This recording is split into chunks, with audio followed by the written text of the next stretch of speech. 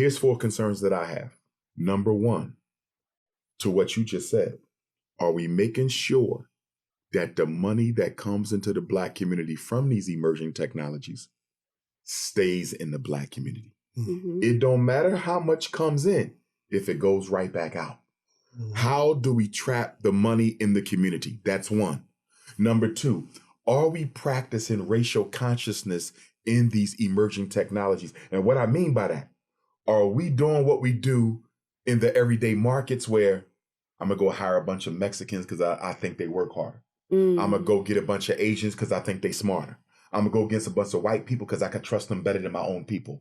Are we making sure that the people we're training and hiring look like us? Just like to your point earlier. Yes. Because if you don't, we're going to lose this market too. Exactly. Look at hair care, right? How is it that Black people consume more hair care products than any other group per capita, but the Koreans produce everything? You know why? This beauty salon was too busy competing with this beauty salon. And this barbershop was too busy competing with this barbershop. And the Koreans just looked at it and said, you know, they don't work together.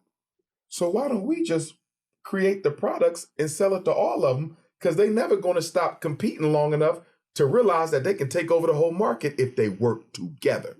Mm-hmm. Collaboration over conflict. We haven't got the message yet. So when you bring up the Afrotech, the Blavity, all these different tech leading agencies, are they building a solid enough foundation between themselves to make sure no one from outside the Black community can come in and exploit us for their own personal gain? Because with these emerging technologies, you're talking about, here's what makes the emerging technologies so unique. Are we thinking about creating platforms that can compete with every single major mainstream platform? And why am I saying this?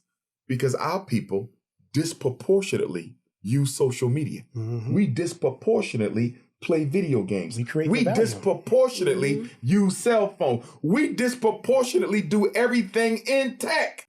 We got to understand something. If we have to depend on America's banks for funding, we're never getting funded. Mm-hmm. America's banks know that if they properly fund Black people, we will take over. They know it. And so we're never going to get the funding from the white banks. We got to get the funding from each other. But I don't think that we have done enough. I'm going to be honest. I don't think we've done enough to go after wealthy Blacks to get them involved in this. Because when you look at emerging technologies, that's not really considered radical right now, right?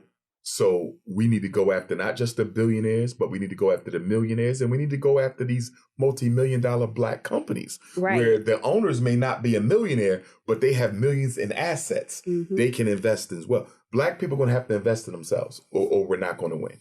Nobody's going to invest in us more than we're going to invest in ourselves.